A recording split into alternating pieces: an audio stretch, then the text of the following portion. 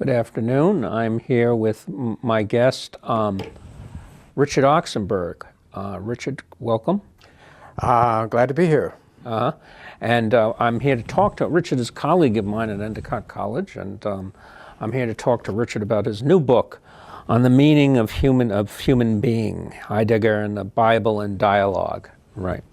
Now, Oxenberg provides an account of how reason and religion have come to seem ever more distant from one another over the course of modernity, and argues that the unexpected rapprochement between them can be found in the phenomenological method developed by Martin Heidegger in his epochal work, Being and Time. That's right.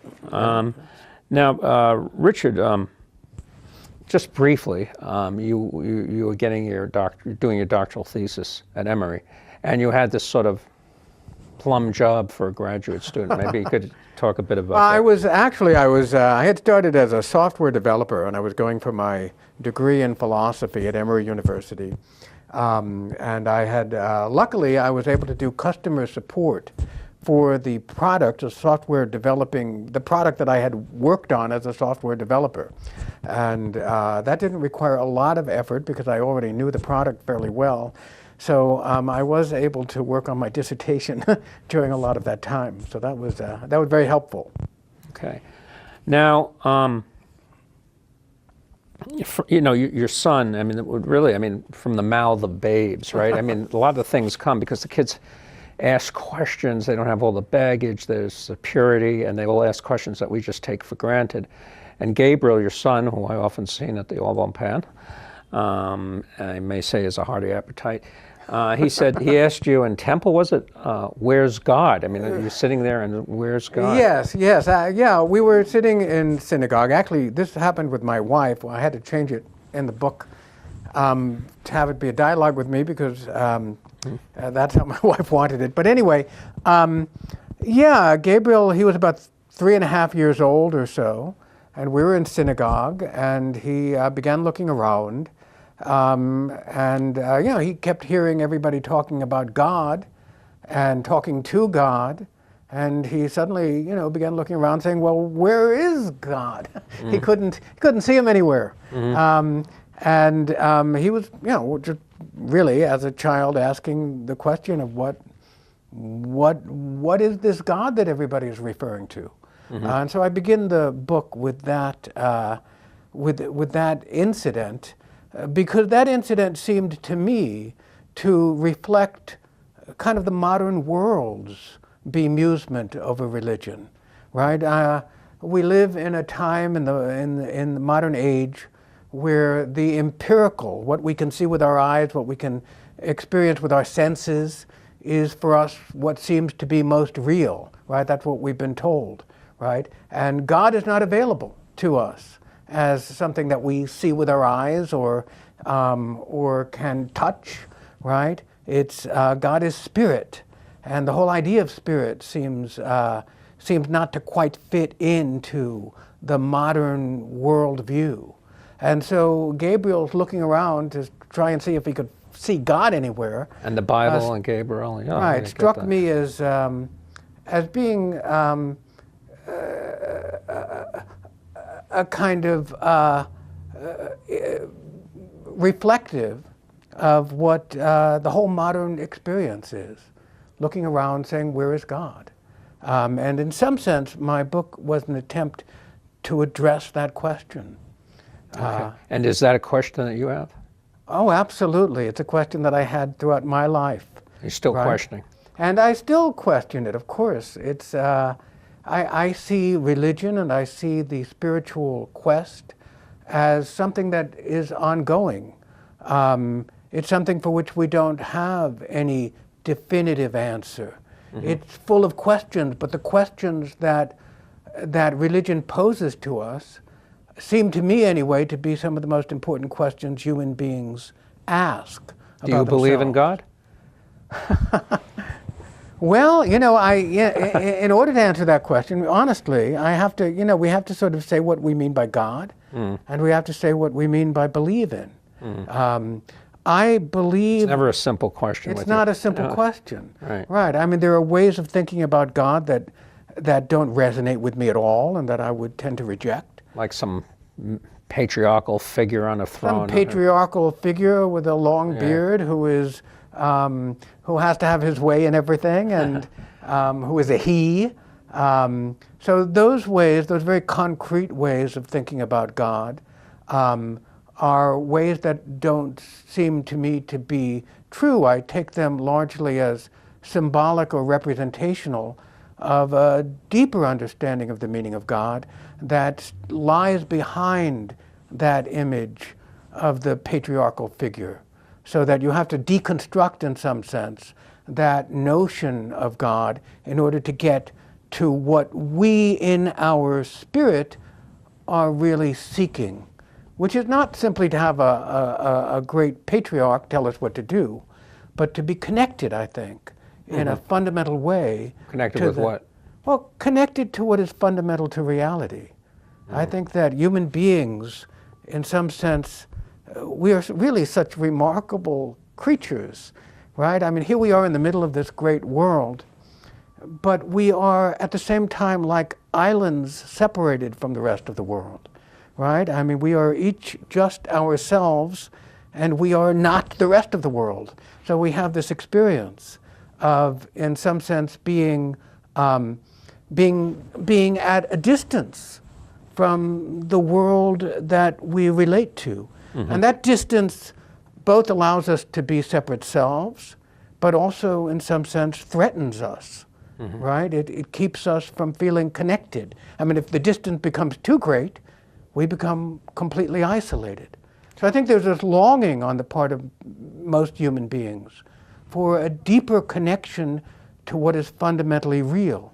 And I think that longing for that deeper connection is at the heart of the religious urge or the spiritual urge. Well, how would you answer the existentialists who would say life is meaningless?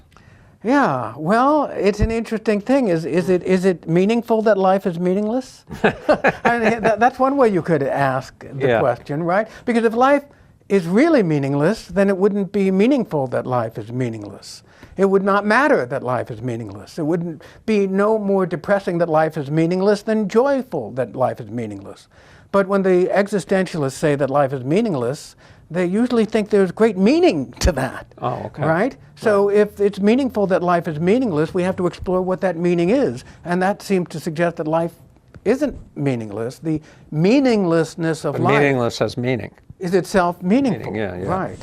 Right. And so then you ask yourself, well, what does it mean for somebody to say that life is meaningless? And what it generally means, I think, is that the things that they most aspire toward, the thing that would fulfill them and give them some sense of purpose, are not available to them, right? And they feel that the human urge is frustrated by the nature of the universe itself.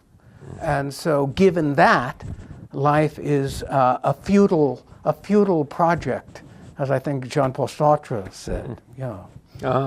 So I was going to ask you, it seems that in the book you are addressing, well, the lack of potency of religion. People are sort of alienated from religion, or they're not getting the connection that you're talking about. I mean, maybe you can expand on that. Yeah, well, I mean, one of the reasons I think that Heidegger is significant. And for those of us who are not familiar with him, Martin Heidegger is a 20th century philosopher, German philosopher. I don't know his dates, they're in there, but he's basically early 20th century, and he's considered by many to be one of the most important figures, certainly in continental philosophy, in modern times. And I see Heidegger's philosophy as largely an attempt to take on a problem that emerges with modernity, and in some sense with the scientific revolution and the scientific worldview.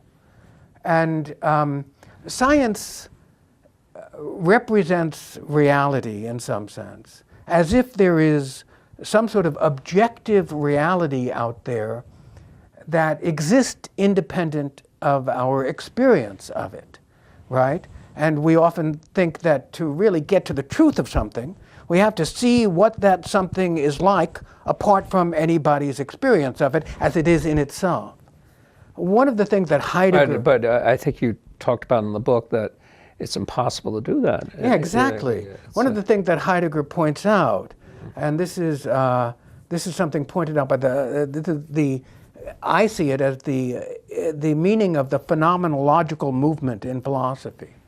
And that is that reality never presents itself to us in that way, right? The notion of an objective world that exists independent of experience, by definition, can never be experienced, right? And so that very idea is an abstraction out of our actual experience of reality, right?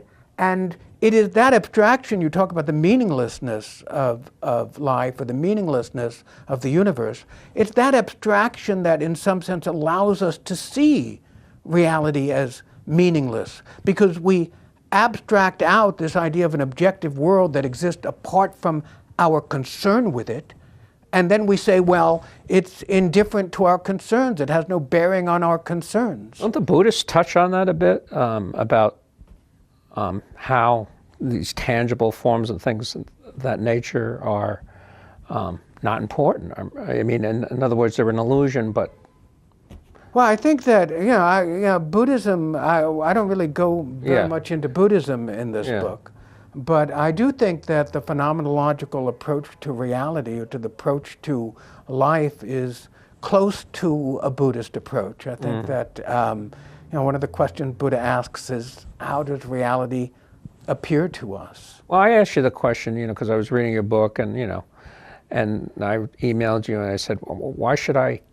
You said, something has meaning if you care about it, right? Am I getting that right? Yeah. So I said, why should I care about that chair? What was your answer?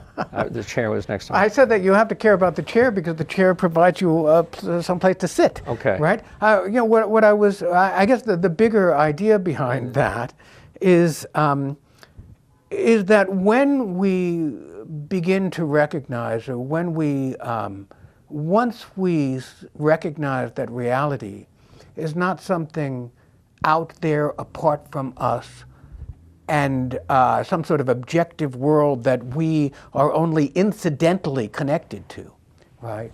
We begin to recognize that, that any kind of reflection on the way reality manifests itself to us makes us aware that the world we see is constantly infused with our concerns for it, right? It has meaning in terms of the way in which we care about it, and the way in which it touches upon those things that are of fundamental concern to us. When we view it, do we change? I mean, does the object change?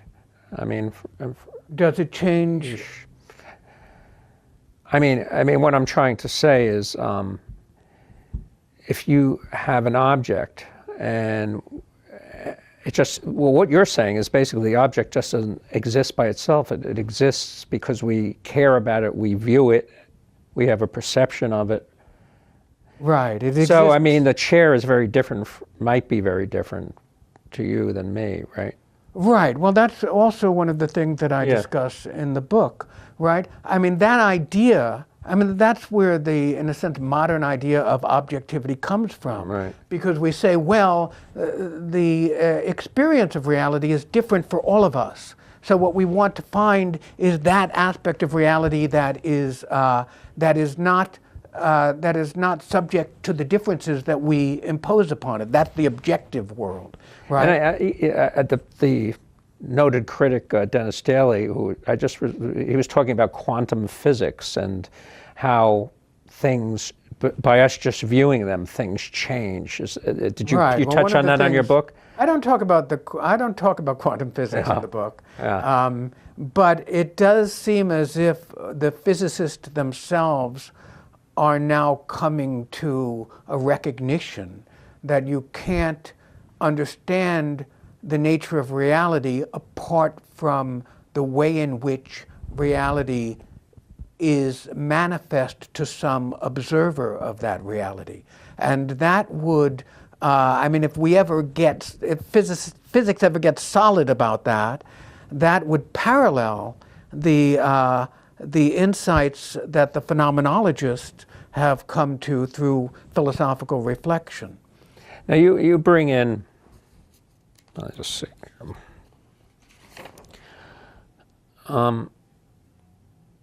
You bring in Heidegger and you use his methodology or whatever to interact with the Bible. Why do you do this? I mean, what is the purpose here? So if you think about what the Bible, and Bible is just one instance of sacred scripture, right? And we find... Well, but first let me just preface this by saying you're trying to, your hope is that religion will take on more meaning for people, will give them connection. And you think through Heidegger's methodology, you might be able to...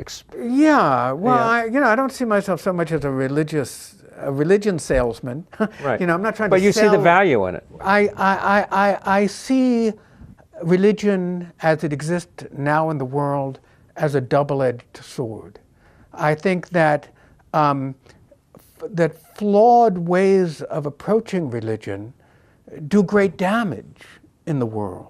But on the other hand, it does great damage to religion. Right? It does great damage to religion. And you're trying to address the damage, aren't you? What's that? Are you trying to address the damage? Yeah. I mean, religion poses itself to us as a great puzzle and a problem. And we have people like Christopher Hitchens, who wrote a book called God is Not Great, we talk about how that. religion poisons everything, right? So one way of dealing with the puzzle and the problem is to say, let's take religion and throw it in the garbage dump, and let's all live without it.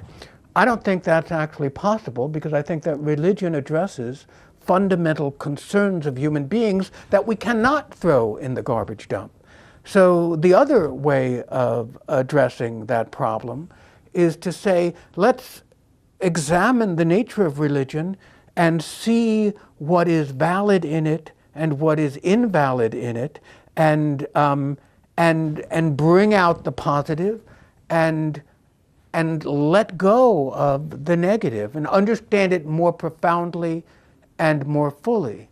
Have you brought this up with... In that sense, heal it. Right? Have you brought this up with a clergyman or clergywoman or rabbi or whatever? I mean, this... I haven't had discussions, that many discussions with clergymen. I mean, I think that there are many who would find this approach to religion very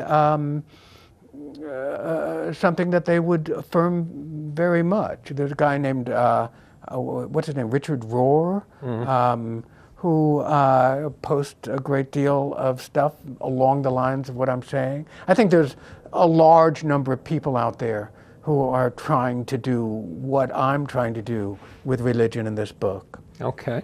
So you're not a heretic or anything like that, no? Right. But I think I didn't sorry. actually go ahead. I'm sorry. Answer the question that you originally asked, which is why, in what way is Heidegger relevant to a reading of the Bible? I just want to maybe address it very quickly, right? I think that by approaching the Bible in terms of the concerns that lead us to ask questions about God, we are able to read into the meaning of biblical passages in a deeper and more profound way than a lot of traditional ways of approaching the Bible are able to do.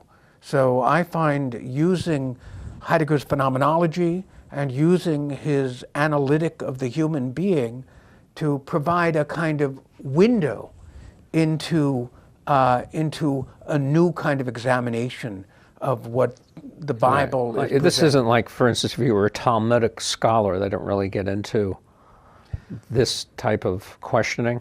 Yeah, well, and a Talmudic scholar, I have some respect for Talmudic scholars. I some of my best friends. Precisely because unlike certain other areas of religion, more fundamentalist areas where you're trying to look at the Bible in a very literalistic fashion, the Talmudic scholars were really trying to dig into the deeper meaning of it.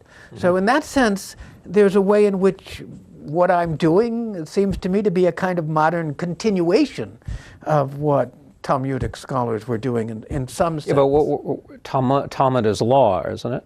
Yeah. Well, Talmud is I don't see Talmud as Torah is law. Yeah, Torah is law. And the Talmud contains law, but it also contains all sorts of debates and all sorts of ways of reflecting on what the law should be and why the law should be that, right? So if you look at the time, I'm not a Talmudic scholar myself, but my understanding is that if you actually look at the Talmud, what you see is all these different rabbis over the centuries debating with one another, responding to one another, criticizing one another, and digging more deeply into what each are saying with the intent of trying to get us closer to the core of what the Bible, of what God is trying to convey.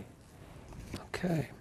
Now, some other sub-ideas in here that were of interest.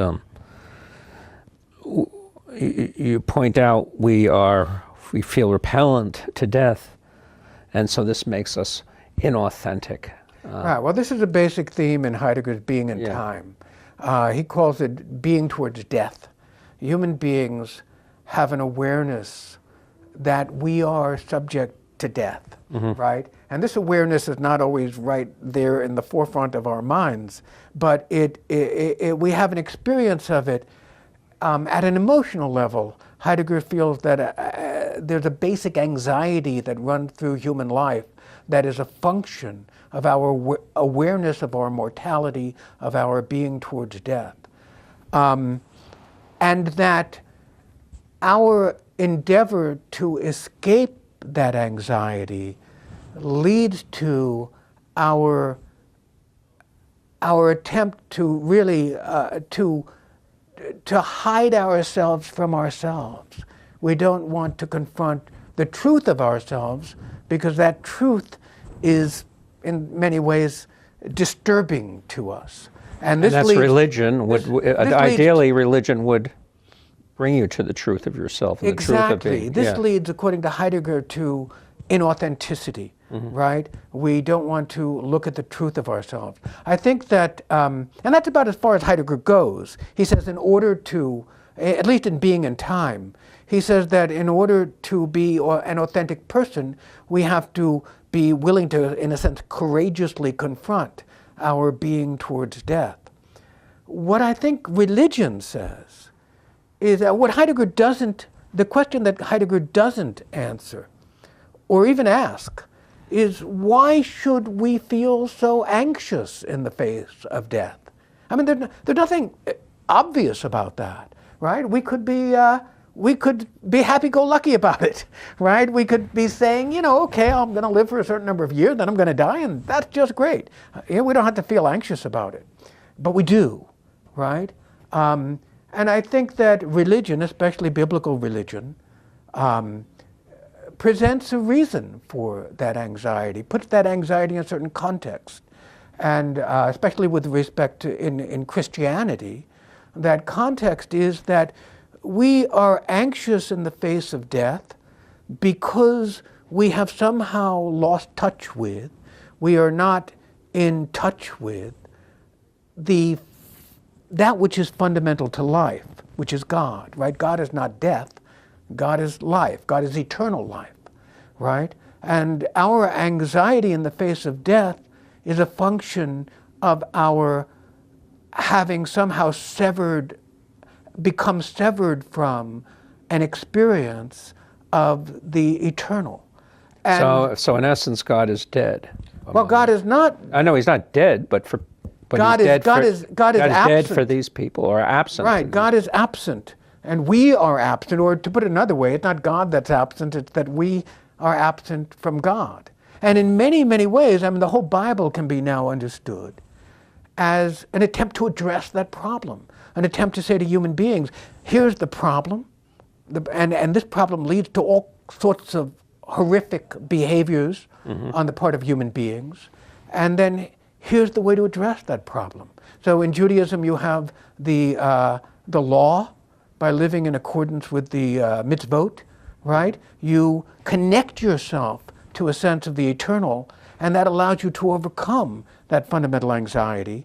And in Christianity you have faith in Christ, right? And through faith in Christ, who is not simply a person, but who is an embodiment in some sense of universal love, right? I think that's what Christ means in Christianity.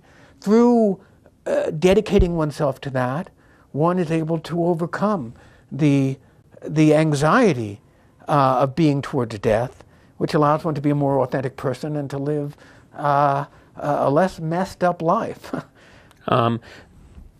So give me a very practical application of this philosophy. Like if you were educating in a religious school or something, kids, of let's say, pre-adolescence, how would you approach it? I'm not sure, a practical application of... Your approach to religion, Heidegger's approach, your view of it. Yeah, I don't know that, I don't know... I mean, how would you teach religion to kids? Right. Well, someone who's open like Gabriel would just say, "Where is God?" What would you say to him? Okay, so the practical approach, and I talk about this toward the end of the book. I see philosophy and religion as natural partners, right? Religion is, it should be a place where we ask our most fundamental questions, and we, in a sense, can do it in a safe environment with people who are also asking those questions. So to me, the practical upshot of what I'm doing, in some sense, is an approach to religion that does not insist that we have all the answers, but that invites us to ask the pertinent questions that are most meaningful to us and to explore what those questions are. And ultimately, religion calls for us to cultivate something like faith. Well, what did you tell Gabriel when he asked, "Where is God?"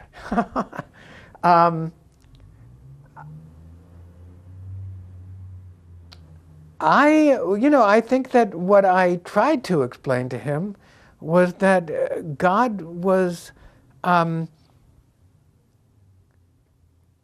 something that we ultimately have to put our trust in.